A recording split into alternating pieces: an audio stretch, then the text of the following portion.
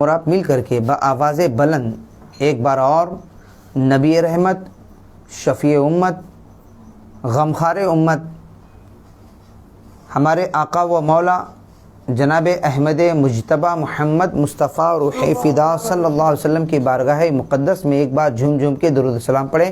اللہم صلی علی سیدنا و مولانا محمد معدن الجود والکرم واجہ الکرام وابنہ الکریم وبارک وسلم۔ محترم سامعین، محرم الحرام شریف کی آج دوسری تاریخ شروع ہو چکی ہے۔ جیسا کہ آپ نے کل گزشتہ محفل میں پیارے آقا صلی اللہ علیہ وسلم ان کی سیرت پاک، ان کے جمال و کمال، ان کی خوبیوں کا تذکرہ سماعت فرمایا۔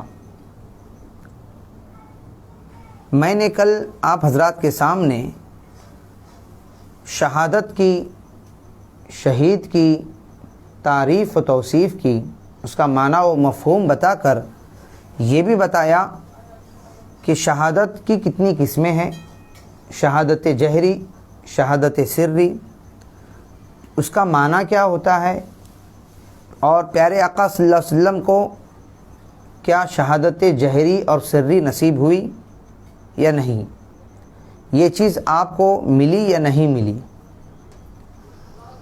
اس کی شروعات اور اس کا اختتام کس پہ ہوا، اس کا ذکر میں نے آپ حضرات کے سامنے کیا۔ آج انشاءاللہ العزیز میں آپ حضرات کے سامنے خلیفہ اول، سالار صحابہ، افضل البشر بعد الانبیاء بالتحقیق، امیر المومنین حضرت سیدنا ابوبکر صدیق رضی اللہ تعالی عنہ کے ذات اقدس کے سلسلے میں، ان کے سیرت پاک کے سلسلے میں بیان کرنے کی سعادت حاصل کروں گا۔ ہم سلسلہ وار خلفائے راشدین کا ذکر کر کے پھر فضائل اہل بیت کے ساتھ شہداء کربلا کا ذکر کریں گے۔ اب آپ کے ذہن میں یہ سوال آ رہا ہوگا کہ پہلے خلیفہ اول حضرت ابوبکر کا ذکر کیوں، اس کے بعد حضرت عمر کا ذکر کیوں، اس کے بعد حضرت عثمان غنی کا ذکر کیوں، جبکہ ان 10 دنوں کے اندر شہداء کربلا کا ذکر ہونا چاہیے، تو ان تینوں خلفاؤں کا ذکر کیوں ہو رہا ہے؟ فضائل اہل بیت میں حضرت علی کا، حضرت فاطمہ، حسنین کریمن کا ذکر ٹھیک ہے، پر ان محرم الحرام شریف کے 10 دنوں میں ہمیں فضائل اہل بیت اور شہداء کربلا کا ذکر سننا ہے، تو آپ نے ان تینوں کا ذکر کیوں کیا؟ تو میں آپ کے علم کے لیے بتا دوں، شیعہ حضرات، شیعہ لوگ، اہل تشیع جو حضرت مولا علی کو بہت زیادہ غلو کے ساتھ مانتے ہیں، وہ لوگ ان تینوں خلفاؤں کی شان میں گستاخی کرتے ہیں۔ حضرت ابوبکر صدیق ہو، حضرت عمر ہو، حضرت عثمان غنی کو معاذ اللہ ثم معاذ اللہ برا بھلا بولتے ہیں، گالی گلوچ کرتے ہیں۔ تو اگر ہم ان دنوں میں ان تینوں خلفائے ثلاثہ، خلفائے راشدین، خلفائے ثلاثہ کا ہم اگر ذکر کرتے ہیں، ان تینوں خلفاؤں کا ذکر کرتے ہیں، تو گویا کہ ہم ان کا ذکر کر کے ہم ان کے نام کی برکتیں بھی حاصل کر رہے ہیں، ساتھ ساتھ میں اہل تشیع کا رد بھی ہو رہا ہے۔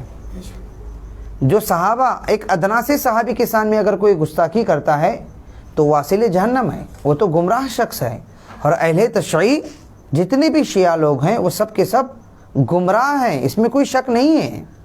یہ حضرت ابوبکر صدیق کے شان میں گستاخی کرتے ہیں، حضرت عمر کے شان میں گستاخی کرتے ہیں، حضرت عثمان غنی کے شان میں گستاخی کرتے ہیں، تو ہم ان تینوں بزرگوں کا ذکر کر کے ہم ان کی مخالفت کریں گے، ان کا رد کر کے انہیں بتائیں گے کہ حضرت مولا علی سے پہلے یہ جو تینوں خلفاء ہیں، یہ سب کے سب افضل ہیں، اعلیٰ ہیں، ممتاز ہیں، تمام صحابہ میں سب سے اشرف ہیں۔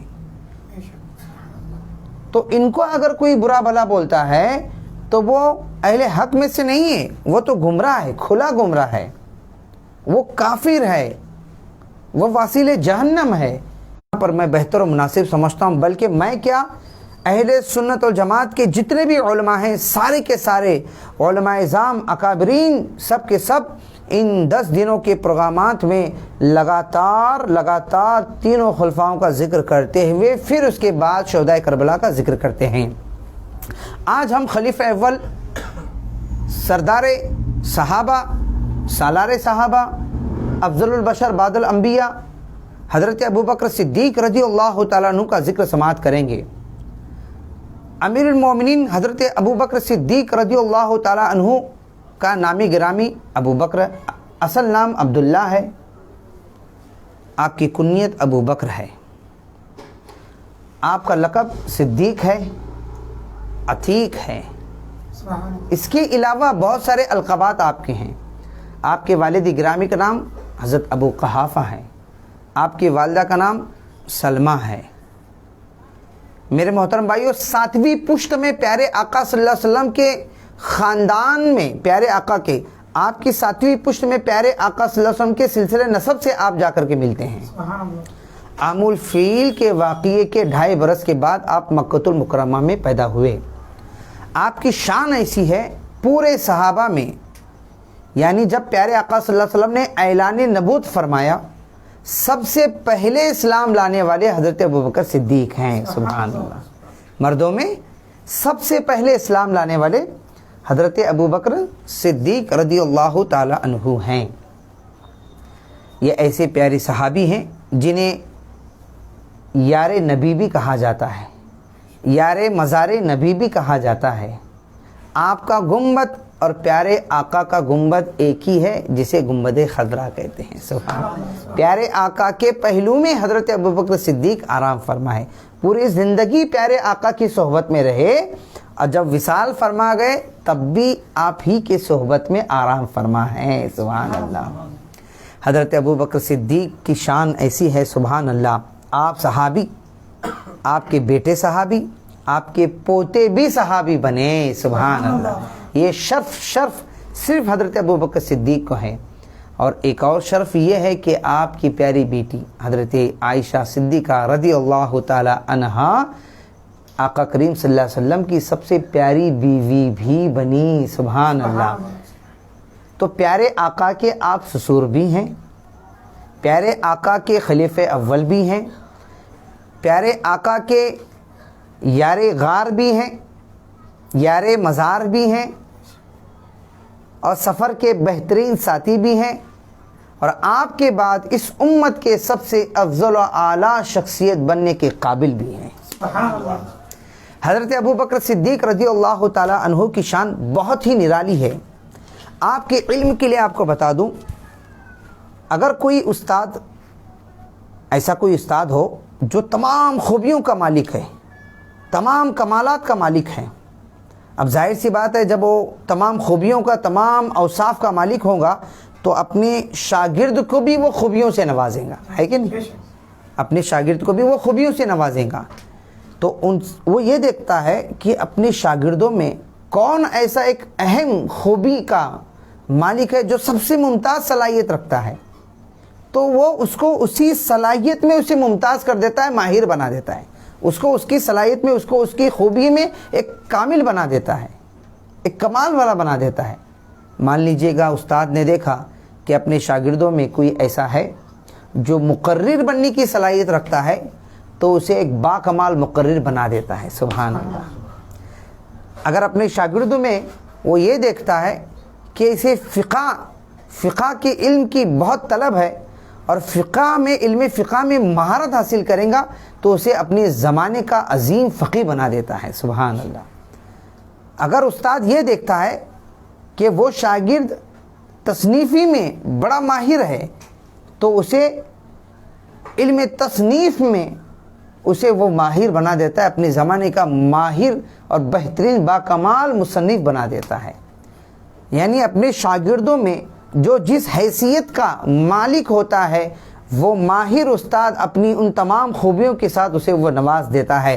ایسی ہی بلا کسی تمثیل کے، بلا کسی مثال کے آپ کو بتا دوں کہ ہم اور آپ کے آقا و مولا حضرت احمد مجتبیٰ محمد مصطفیٰ صلی اللہ علیہ وسلم تمام خوبیوں کے مالک ہیں، تمام کمالات کے مالک ہیں۔ پیارے آقا کے جتنے بھی شاگرد، یعنی جتنے بھی صحابہ تھے، جو صحابی جس شخصیت، جو صحابی جس کمال و خوبی کا ایک صلاحیت رکھتا تھا، اللہ کے رسول صلی اللہ علیہ وسلم نے اسے اس کمال و خوبی میں ممتاز کر دیا، اس کو اس کے اندر صلاحیت والا بنا دیا۔ ان میں سے خلیفہ اول حضرت ابوبکر صدیق رضی اللہ تعالیٰ عنہ کے بارے میں سماعت کیجیے گا۔ حضرت ابوبکر صدیق یعنی سچائی میں ایک الگ ہی ممتاز تھے، ایک الگ ہی صلاحیت کے مالک تھے، صدیقیت میں ایک الگ ہی صلاحیت کے مالک تھے۔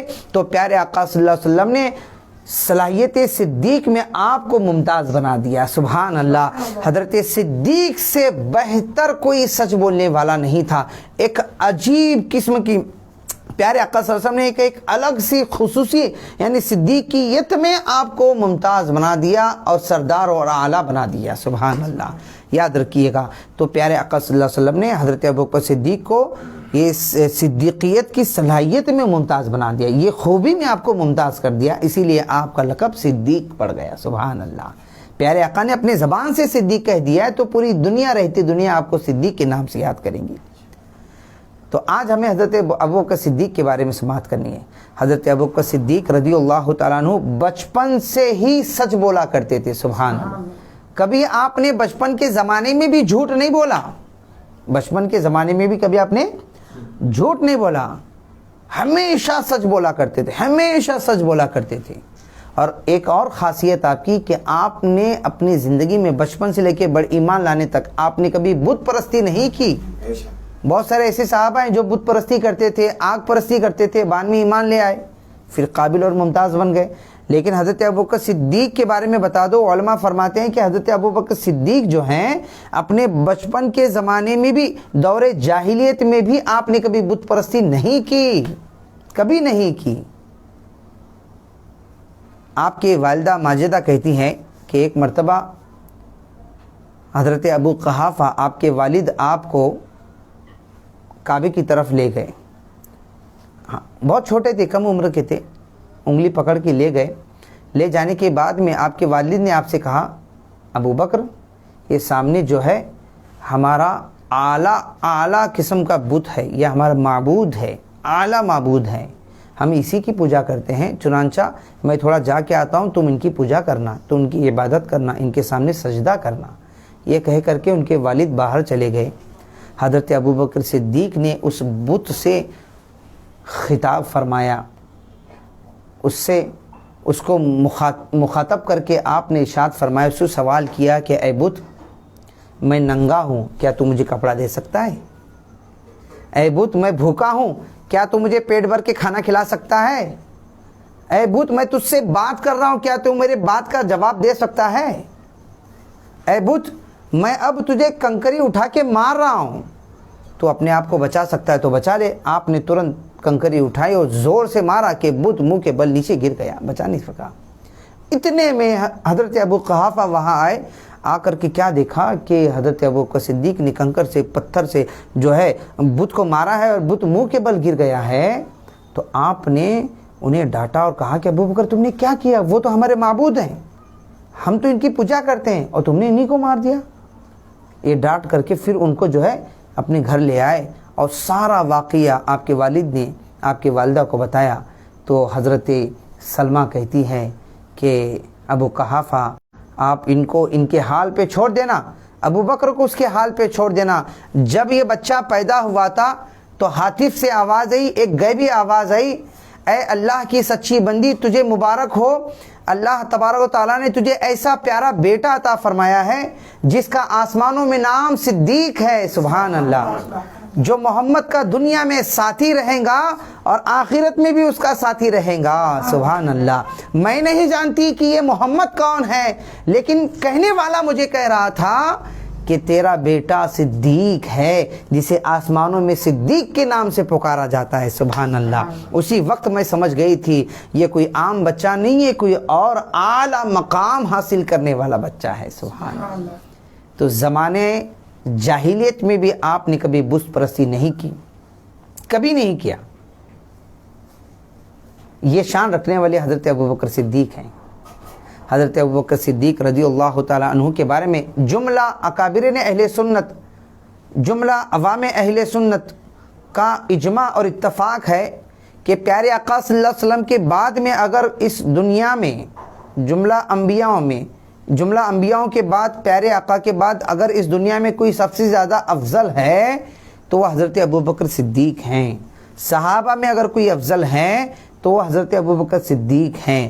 ان کے بعد اگر کوئی ہے تو حضرت عمر ہیں۔ ان کے بعد اگر کوئی ہے تو حضرت عثمان، پھر حضرت علی کرم اللہ تعالی وجہ الکریم۔ تو یہ ساری امت کا اجماع ہے کہ پیارے آقا کے بعد اس امت میں سب سے افضل حضرت ابوبکر صدیق رضی اللہ تعالی عنہ ہیں۔ آقا کریم صلی اللہ علیہ وسلم کی وفات کے بعد صحابہ کرام، مہاجرین اور انصار صحابہ میں، انصاری صحابہ اور مہاجرین صحابہ میں گفتگو ہونے لگی کہ اب ہمارا رہنما کون ہوگا، اب ہمارے درمیان پہلا خلیفہ کون ہوگا۔ تو سارے انصاری صحابہ اور مہاجرین صحابہ ایک جگہ جمع ہو گئے اور گفتگو کرنے لگے۔ کوئی کہنے لگا فلاں کو ہونا چاہیے، کوئی کہنے لگا فلاں کو پہلا خلیفہ ہونا چاہیے۔ تو ایک مہاجر صحابی اٹھ کے کھڑے ہو جاتے، کہتے ہیں کہ پیارے آقا صلی اللہ علیہ وسلم بھی مہاجر ہیں اور جو آنے والے ان کے ساتھی ہیں مکے سے وہ بھی مہاجر ہیں، تو پیارے آقا کے ساتھ میں جو سفر کر کے آئے ہیں مہاجرین میں سے ہی کوئی خلیفہ اول ہونا چاہیے۔ اتنا کہہ کر کے انہوں نے جو ہے حضرت ابوبکر صدیق کا ہاتھ پکڑا اور اٹھا دیا اور کہا کہ یہ ہمارے پہلے خلیفہ حضرت ابوبکر صدیق ہیں، میں ان کی بیعت کرتا ہوں۔ تو چنانچہ انہوں نے فوراً بیعت کی، تو ان کے پیچھے حضرت عمر نے کیا، حضرت عثمان غنی نے کیا، حضرت علی نے کیا، جملہ صحابہ نے کر لیا۔ سبحان اللہ۔ تو یاد رکھیے گا یہ بہت عظیم شخصیت کا نام حضرت ابوبکر صدیق ہے۔ حضرت ابوبکر صدیق رضی اللہ تعالیٰ عنہ کے بارے میں حدیث پاک میں بہت ساری فضیلتیں آئی ہیں۔ آپ کو پہلے میں حضرت عمر کا قول، حضرت عثمان غنی کا قول، حضرت علی کا قول بتا دوں۔ حضرت عمر رضی اللہ تعالیٰ عنہ فرماتے ہیں کہ پیارے آقا کے بعد اس امت میں کوئی افضل ہے، تمام لوگوں میں کوئی افضل ہے تو ابوبکر ہیں۔ سبحان اللہ۔ اس امت میں کوئی اگر سب سے زیادہ پرہیزگار ہے تو ابوبکر ہیں۔ اس امت میں اگر کوئی سچا عاشق رسول ہے تو ابوبکر ہیں۔ حضرت عثمان غنی بھی یہی کہا کرتے تھے کہ اگر اس امت میں کوئی سب سے افضل ہے پیارے آقا کے بعد وہ ہیں حضرت ابوبکر۔ حضرت محمد بن حنیفہ کہتے ہیں کہ میں نے اپنے والد حضرت علی کرم اللہ تعالیٰ وجہ الکریم سے پوچھا کہ پیارے آقا کے بعد میں سب سے افضل کون ہے، تو انہوں نے کہا کہ حضرت ابوبکر ہیں۔ پھر میں نے سوال کیا ان کے بعد کون افضل ہے، انہوں نے کہا کہ حضرت عمر ہے۔ تو محمد بن حنیفہ کہتے ہیں کہ مجھے اب اس بات کا بھی خدشہ ہو گیا کہ اگر میں پھر سے پوچھوں تو حضرت عثمان کا نام لیں گے، تو میں نے ایسا کہا تو پھر اس کے بعد آپ ہی ہوں گے یا اے حضرت علی، اس کے بعد تو آپ ہی ہوں گے۔ تو انہوں نے کہا کہ نہیں، میں تو عام مسلمانوں سے ایک عام آدمی ہوں، جملہ مسلمانوں میں میں ایک عام مسلمان ہوں، ایک عام مسلمان کی حیثیت ہے۔ انہوں نے یہ عاجزی و انکساری کے طور پہ کہا۔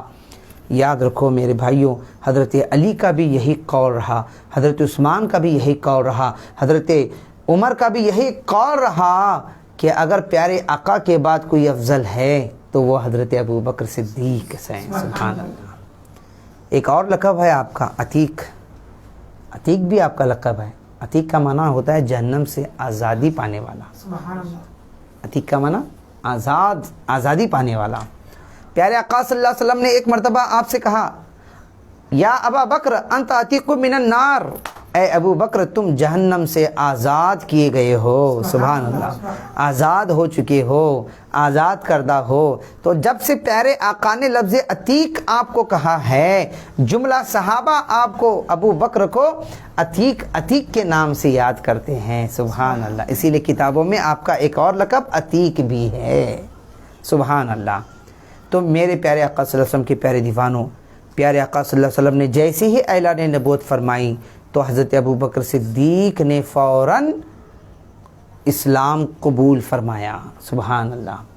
یاد رکھیے گا، آپ کے علم کے بتا دوں، حضرت ابوبکر صدیق کی شان میں بہت سارے حدیثیں وارد ہیں۔ پیارے آقا صلی اللہ علیہ وسلم ارشاد فرماتے ہیں، آپ فرماتے ہیں کہ ابو بکر کے مال نے جتنا مجھے نفع پہنچایا کسی اور کے مال نے مجھے اتنا نفع نہیں پہنچایا۔ کیا فرماتے ہیں؟ ابو بکر کے مال نے مجھے جتنا نفع پہنچایا ہے کسی اور صحابی کے مال نے مجھے اتنا نفع نہیں پہنچایا۔ جس نے مجھ پہ احسان کیا تھا. پیارے آقا پر تو کوئی احسان نہیں کر سکتا, لیکن پیارے آقا کے جملے کی جس نے مجھ پہ احسان یا میری مدد کی تھی, میں نے اس دنیا میں سب کے احسان کا بدلہ دے دیا, اس کے مدد کا بدلہ دے دیا, لیکن ابو بکر کے احسان کا, ابو بکر کے مدد کا بدلہ میں نہیں دوں گا, بلکہ قیامت کے دن اللہ رب العزت میری طرف سے دے دیں گا. سبحان اللہ, میری طرف سے عطا کر دیں گا. سبحان اللہ, سبحان اللہ. تو سوچو, جس کا بدلہ اللہ رب العزت اپنے محبوب کی طرف سے دے تو اس شخصیت کے مقام و مرتبے کا عالم کیا ہوگا. سبحان اللہ, اس شخصیت کے مقام و مرتبے کا عالم کیا ہوگا. سبحان اللہ. ایک اور حدیث پاک میں آتا ہے کہ حضرت ماں عائشہ صدیقہ رضی اللہ تعالی عنہا فرماتی ہیں کہ چاندنی رات تھی, پورا آسمان کھلا تھا, پورا آسمان کھلا تھا اور پورے ستارے چمک رہے تھے, چک چک چمک رہے تھے. میں نے آسمان کی طرف دیکھا اور جب بیٹھی نیچے تو پیارے آقا صلی اللہ علیہ وسلم میرے گود میں پیارے آقا کا سر مبارک تھا. پیارے آقا اپنے سر مبارک کو میرے گود میں رکھ کر آرام فرما ہو گئے. میں آسمان کی طرف دیکھ رہی ہوں کہ بہت سارے ستارے چمک رہے ہیں, ان گنت ستارے. ستاروں کو تو آج تک کسی نے گن نہیں پایا. تو وہ خود کہتی ہیں کہ میں نے ستاروں کو دیکھا کہ ان گنت ہیں اور چمک رہے ہیں. تو میں نے پیارے آقا کی بارگاہ میں سوال عرض کیا کہ یا رسول اللہ صلی اللہ علیہ وسلم, کیا کسی آپ کے صحابی میں سے کسی ایک صحابی کی ایسی نیکیاں ہیں جو یہ آسمان میں چمکتے ستاروں کے مانند ہو, ان کے برابر ہو؟ تو پیارے آقا صلی اللہ علیہ وسلم کے جملے نکلے, ہاں اے عائشہ ہیں, اتنی ایک صحابی ایسے ہیں جن کی نیکیاں یہ آسمان کے ستاروں کے مانند ہیں. جتنے ستارے ہیں اس طرح سے وہ صحابی کی نیکیاں بھی اتنی ہیں. تو ماں عائشہ کہتی ہیں کہ مجھے لگا میرے والد کا نام لیں گے, تو میں نے عرض کیا یا رسول اللہ وہ صحابی کون ہیں؟ تو پیارے آقا صلی اللہ علیہ وسلم نے ارشاد فرمایا وہ صحابی حضرت عمر ہیں. عمر کی اتنی نیکیاں ہیں جتنے آسمان میں چمکتے ستارے تمہیں نظر آ رہے ہیں, یعنی آسمان کے ستارے تم گن نہیں سکتے تو عمر کی نیکیاں بھی شمار میں آ نہیں سکتی, اتنی نیکیاں حضرت عمر کی ہیں. تو حضرت ماں عائشہ صدیقہ رضی اللہ تعالی عنہا جو ہے پھر سے عرض کرتی ہیں کہ حضور والا, جب حضرت عمر کی اتنی نیکیاں ہیں, مجھے لگا کہ آپ میرے والد کا نام لیں گے, تو میرے والد گرامی ابو بکر کی نیکیاں پھر کتنی ہوں گی, کتنی ہیں یہ بھی تو مجھے بتا دیجیے گا. تو پیارے آقا صلی اللہ تعالی علیہ وسلم ارشاد فرماتے ہیں عمر کی زندگی کی جتنی نیکیاں ہیں وہ ابو بکر کی ایک نیکی کے برابر ہے. سبحان اللہ. عمر کی جتنی نیکیاں تمہیں نظر آ رہی ہیں, پوری زندگی کی نیکیاں, عمر کی پوری زندگی کی نیکیاں میرے ابو بکر کی نیکیوں کے ایک نیکی کے برابر ہے. سبحان اللہ. سوچو ذرا, تو حضرت ابو بکر کی نیکیوں کا عالم کیا ہوگا جو یار غار نبی ہو, جو یار مزار نبی ہو, ان کی شخصیت کا عالم کیا ہوگا. پوری زندگی سفر میں ہو, حضر میں ہو, حضرت ابو بکر ساتھ ساتھ چلتے رہے, دھوپ ہو, چھاؤں ہو, بارش ہو, نہ ہو, ٹھنڈی ہو, گرمی ہو, ہما وقت حضرت ابو بکر جو ہے پیارے آقا کے ساتھ رہے, ہما وقت حضرت ابو بکر پیارے آقا کے ساتھ رہے. اب آپ نے غار ثور کا واقعہ تو سنا ہوگا. الحمدللہ جو مسلمان غار ثور گئے ہیں انہوں نے وہ غار ثور بھی دیکھ لیا ہے جہاں پر پیارے آقا آرام فرما تھے, حضرت ابو بکر بھی تھے اور حضرت ابو بکر کو سانپ نے کاٹ لیا تھا. وہ واقعہ ہے نا جس کا ذکر قرآن میں بھی ہے, حدیث میں بھی ہے. تو ابھی آپ کو وہ واقعہ سنا دوں کہ کیسے عاشق رسول ہیں, جان نثار نبی پر اپنی جان نچھاور کرنے والے, نثار کرنے والے حضرت ابو بکر صدیق. سبحان اللہ. جس واقعے سے آپ کو میں بتا دوں ایسی مثال پوری دنیا میں نہیں ملتی. حضرت ابو بکر کی طرح جو جانثاری کی مثال ہے وہ پوری دنیا میں نہیں ملتی, کسی صحابی نے ایسا نہیں کیا. حضرت ابو بکر صدیق رضی اللہ تعالیٰ عنہ 2.5 کلومیٹر کا فاصلہ ہے زمین سے لے کر وہ پہاڑ کی چوٹی جہاں پر غار ثور ہے. میں خود الحمدللہ تعالیٰ جب 2 مرتبہ عمرہ کے لیے گیا, میں چڑھ کے غار ثور گیا ہوں. 2.5 کلومیٹر کا فاصلہ ہے زمین سے پہاڑ کی چوٹی غار ثور تک.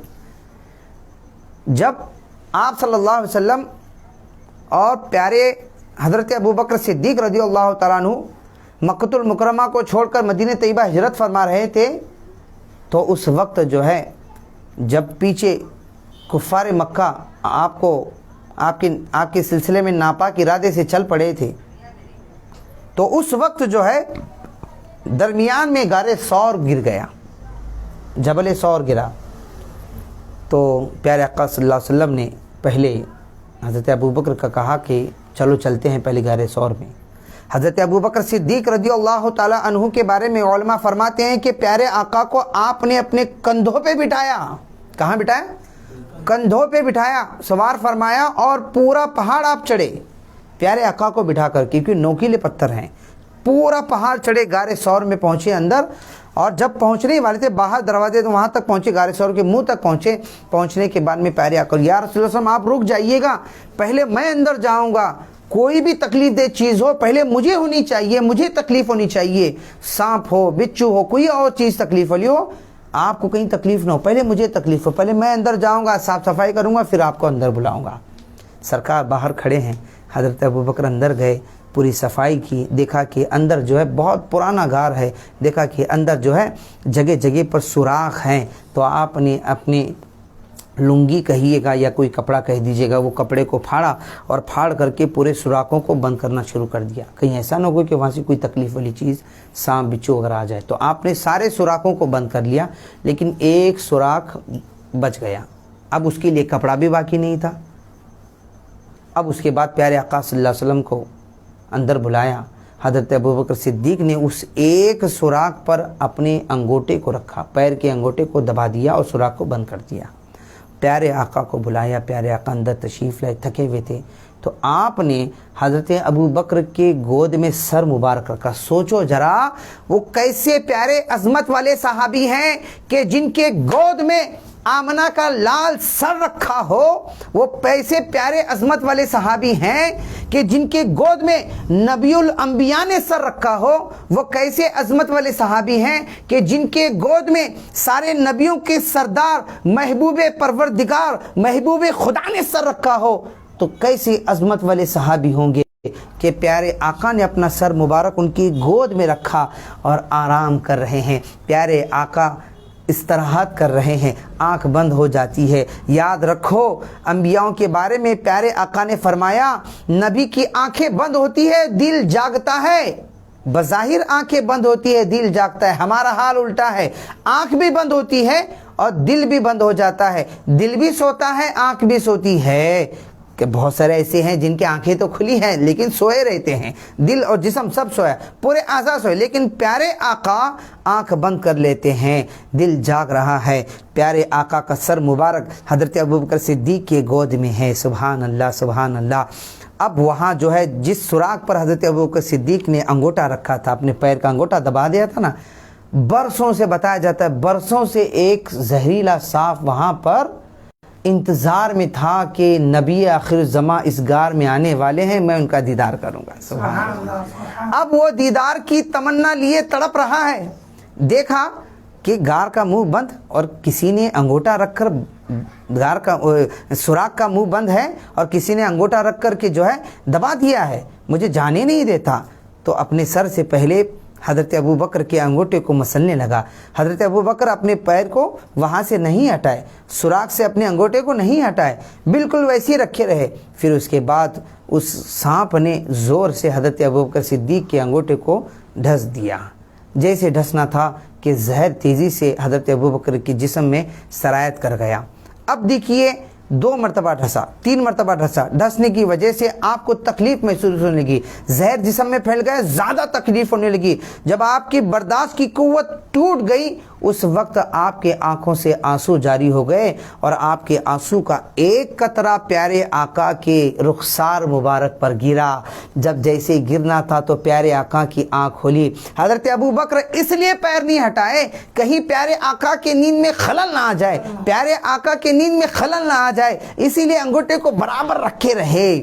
جب آپ کی آنکھوں سے آنسو کا قطرہ پیارے آقا کے رخسار پر گرا تو پیارے آقا کی آنکھ کھل گئی، دیکھا کہ پیارے ابو بکر میرے یار رو رہے ہیں۔ پوچھا ابو بکر کیا بات ہے، آنکھوں سے آنسو جاری ہے، وجہ بتا دو۔ حضرت ابو بکر صدیق عرض کرتے ہیں کہ حضور والا، میرے آقا میرے مولا یا رسول اللہ صلی اللہ علیہ وسلم، میں غار کے اندر جب آیا تو سارے سوراخ تھے، میں نے کپڑا پھاڑ کر سارے سوراخ کو بند کر لیا، لیکن واحد ایک سوراخ رہ گیا تھا، اب کپڑا بھی موجود نہیں تھا، میں نے اپنے پیر کے انگوٹے کو اس سوراخ پر رکھا تھا، اب وہاں سے کوئی چیز مجھے ڈھس رہی ہے، اس کے زہر کی وجہ سے میرے جسم میں بہت زیادہ تکلیف ہو گئی، تکلیف کی قوت ختم ہو چکی تھی، برداشت کی قوت ختم ہو گئی، تو میرے آنکھوں سے آنسو جاری ہو گئے۔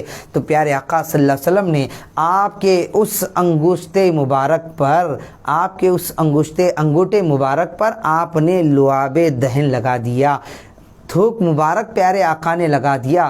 علماء فرماتے ہیں کہ جیسے ہی پیارے آقا کا لعاب مبارک حضرت ابوبکر صدیق کے انگوٹے پر لگا، فوراً شفا مل گئی۔ سبحان اللہ، فوراً شفا مل گئی، وقتی طور پہ مکمل شفا مل گئی۔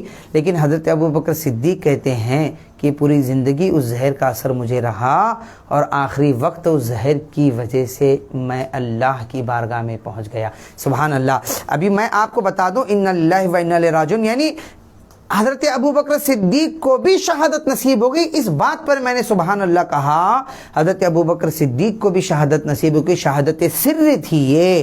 تو کہنے کا مطلب یہ ہے کہ کس طریقے سے حضرت ابوبکر صدیق نے اپنی جان کو خطرے میں ڈالا پیارے آقا پر۔ سبحان اللہ۔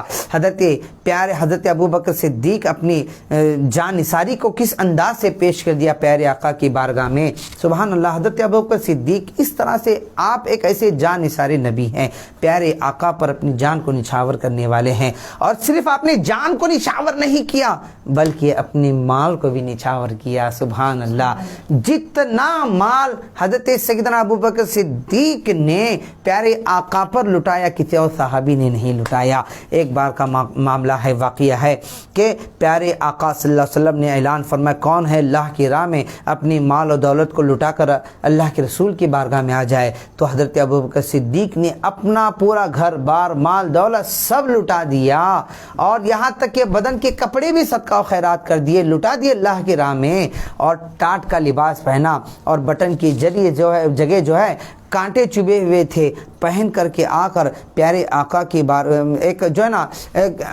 دوسرا ایک لباس پہنا، کسی قسم کا ایک خاردار لباس پہنا، اور لباس پہن کر کے جو ہے پرانا لباس پہن کر کے، اور اس میں جو ہے نا کانٹے، بٹن کی جگہ کانٹے لگا کر کے آپ جو ہے پیارے آقا کی بارگاہ میں پہنچ گئے، اور جیسے ہی بیٹھے تو حضور نے پوچھا، اے ابو بکر کیا تم نے واقعی اپنا مال اللہ کی راہ میں لٹا دیا؟ حضرت ابوبکر صدیق کہ ہاں یا رسول اللہ، میں نے پورا مال اللہ کی راہ میں دے دیا، اللہ اس کے رسول کے لیے دے دیا، اللہ کی راہ میں دے دیا، قربان کر دیا۔ اے ابوبکر کیا تم نے اپنے لیے کچھ بھی نہیں رکھا؟ نہیں یا رسول اللہ، میں نے اپنے اور اپنے گھر والوں کے لیے کچھ نہیں رکھا، جتنا تھا سب کے سب آپ کے نام پر لٹا دیا، کچھ باقی نہیں رکھا۔ اب سوچو حضرت ابوبکر صدیق کا عشق پیارے آقا سے کس قدر تھا، کس قدر تھا، سچے عاشق رسول کہ گھر بار، مال دولت، اپنی جان، سب کچھ پیارے آقا پر لٹا کر رکھ دیا۔ سبحان اللہ۔ تو کیوں نہیں آپ پہلی خلافت کے حقدار ہیں؟ بے شک آپ خلیفہ اول بنے، آپ نے اپنے اپنے انداز سے پورے عالم اسلام کو اپنے فیض سے فیضیاب فرمایا، اور آپ کے زمانے میں دور دور تک اسلام پھیلا، کئی ملک آپ کی وجہ سے فتح ہو گئے۔ الحمدللہ 2 سال سے زیادہ چند ماہ آپ نے خلافت کا منصب سنبھالا، لوگوں کی اصلاح کی، تقوی پرہیزگاری کے ذریعے دین کا کام کیا، لوگوں کی اصلاح کرتے رہے۔ میرے دوستوں، پوری زندگی آپ نے پیارے آقا کی خدمت میں گزاری، اس طریقے سے گزاری کہ صحابہ کرام نے بھی اپنی ماتھے کی آنکھوں سے دیکھا کہ سرکار کے بعد میں پورے صحابہ میں اگر کوئی افضل و اعلیٰ اور متقی پرہیزگار ہیں تو وہ ہیں ابو بکر صدیق۔ آپ کی شان میں مختلف قرآن کی آیتیں بھی نازل ہو گئیں، ان میں سے یہ بھی ایک آیت ہے، ان اکرمکم عند اللہ اتقاکم، بے شک تم میں سب سے زیادہ پرہیزگار، بے شک تم میں زیادہ عزت والا اللہ کے نزدیک وہ ہے جو تم میں پرہیزگار ہے۔ آپ کا ایک لقب اتقا بھی ہے، یعنی آپ زیادہ پرہیزگار ہیں۔ سبحان اللہ۔ حضرت ابوبکر صدیق رضی اللہ تعالیٰ عنہ پوری زندگی پیارے آقا کی خدمت میں رہے، سفر میں، حضر میں، چاہے شجاعت کا معاملہ رہا، چاہے جنگوں کا معاملہ رہا، چاہے کھانے پینے کا معاملہ رہا، سارے معاملات میں حضرت ابوبکر صدیق ساتھ ساتھ چلتے رہے۔ یاد رکھیے پیارے آقا کی یہ حدیث پاک آپ سماعت فرمائیں گے تو بس بول اٹھیں گے کہ پیارے آقا کے بعد سب سے افضل آپ ہی ہیں۔ پیارے آقا نے فرمایا اگر میرے بعد کوئی نبی ہوتا تو ابو بکر ہوتے۔ سبحان اللہ، میرے بعد اگر کوئی نبی ہوتا تو ابو بکر ہوتا۔ تو سوچو ذرا پیارے آقا کے جملے کیسے پیارے ہیں۔ نبی اگر کوئی ہوتا، نبوت کے اوصاف بھی حضرت ابوبکر صدیق کے اندر موجود تھے۔ سبحان اللہ۔ لیکن پیارے آقا فرماتے ہیں میں خاتم النبیون، میں آخری نبی، میرے بعد کوئی نبی نہیں ہوں گا، اگر ہوتا تو حضرت ابوبکر ہوتے۔ سبحان اللہ، کیسی شان کے مالک حضرت سیدنا ابوبکر صدیق ہیں۔ حضرت ابوبکر صدیق کے وصال کا وقت جب قریب آیا تو آپ نے اپنے بیٹے حضرت عبد الرحمن سے کہا کہ بیٹا جاؤ، یہ پیارے آقا کی بارگاہ میں پہنچو اور وہاں جا کر کے عرض کرنا کہ سب سے پہلے پیارے آقا کی بارگاہ میں جاؤ اور جا کر کے جب میں انتقال کر جاؤں تو میری میت کو جو ہے پیارے آقا کے سامنے پیش کر دینا، روزے کے سامنے، اور عرض کر دینا کہ حضور آپ کی بارگاہ میں آنے کے مشتاق ہیں، ابو بکر آپ کی بارگاہ میں آنے کے مشتاق ہیں، کیا آپ کی اجازت ہے؟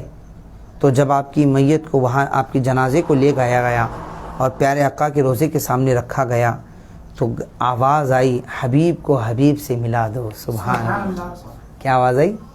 حبیب کو حبیب سے ملا دو۔ سبحان اللہ، یعنی حضرت ابوبکر صدیق پیارے آقا کے ایسے جانثار ساتھی، ایسے جانثار عاشق رسول، سبحان اللہ، رہتی زندگی میں آپ پیارے آقا کے ساتھ ہمیشہ رہے اور جب وصال فرمائے تو بھی جو ہے پیارے آقا کے پہلو میں مدفن ہوئے۔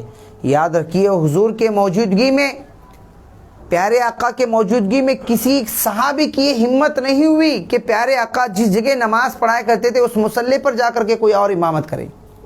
حضور سخت بیمار رہے، ایک روز سخت بیمار رہے، جب نماز کا وقت ہوا تو حضرت عائشہ سے کہا کہ جاؤ تمہارے والد ابو بکر کو کہو کہ میری جگہ امامت کرے، میری جگہ امامت کرے۔ تو حضرت عائشہ نے عرض کیا کہ یا رسول اللہ وہ بہت بوڑھے ہیں، وہ کیسے آپ کی جگہ امامت کریں گے؟ پیارے آقا نے کہا کہ جاؤ ان سے کہہ دو کہ وہ امامت کرے۔ پھر سے وہی عرض ہوا، پھر سے سرکار نے فرمایا ان سے ہی کہو امامت کرے۔ تیسری بار جب آپ نے کہا کہ نہیں ابو بکر کوئی امامت کرے تو حضرت ابو بکر چند دن تک پیارے آقا جب تک صحتیاب نہیں ہوئے تب تک حضرت ابوبکر صدیق پیارے آقا کی جگہ پر امامت فرمایا کرتے تھے۔ سبحان اللہ، کسی صحابی کی ہمت نہیں ہوئی اور کسی کو یہ اعجاز حاصل نہیں ہوا کہ حضور کے مصلی پہ کھڑے ہو کر کے صحابہ کی امامت کر سکے، اس امت کی امامت کر سکے۔ تو اب اس سے کیا پتہ چلتا ہے کہ حضور کے وفات کے بعد، حضور کے پردہ فرمانے کے بعد اگر جملہ صحابہ میں کسی کو پہلی خلافت کا منصب دینا ہے، پہلا کوئی خلیفہ بننا ہے تو وہ حضرت ابوبکر صدیق ہی اس کے حقدار ہیں۔ تو یاد رکھیے حضرت صدیق اکبر نے بہت اس امت پر احسان فرمایا، بہت ساری آپ کی کرامتیں ہیں، وقت اجازت نہیں دیتا، جیسے کہ میں نے آدھے گھنٹے کا ٹائم کہا تھا کہ آدھے گھنٹہ ہی مجھے تقریر کرنا ہے۔ خیر کوئی بات نہیں ہے، دو چار باتیں علم کی اور بھی آپ کے علم میں اضافہ ہو گیا الحمدللہ، اور میرا یقین کامل ہے کہ حضرت ابوبکر صدیق رضی اللہ تعالیٰ عنہ بھی ہمارے آج کی محفل کو سماعت فرما رہے ہیں، ہماری تقریر کو سماعت فرما رہے ہیں۔ اللہ تعالیٰ حضرت ابوبکر صدیق کے صدقے میں ہمارے گناہوں کو معاف فرمائے، ہمارے خطاؤں کو درگزر فرمائے، اور آج کے اس تقریر میں کوئی لفظی شرعی غلطی خامی ہو اپنی حبیب کے صدقے میں اللہ تعالیٰ حضرت ابوبکر صدیق کے صدقے میں معاف فرمائے۔ استغفر اللہ ربی من کل ذنب واذنبتہ واتوب الیہ۔ جتنے بھی میرے براہ راست سننے والے دوست احباب ہیں ان سے گزارش ہے کہ آپ اس ویڈیو کو زیادہ سے زیادہ شیئر کریں، دوسروں تک پہنچائیں۔ اللہ تعالیٰ آپ تمامی کو بھی اس تقریر کو، اس بیان کو، اس محفل کو سننے کا ثواب عطا فرمائے، آمین یا رب العالمین بجاہ النبی الکریم۔ وما علینا الا البلاغ۔ السلام علیکم ورحمۃ اللہ تعالی وبرکاتہ۔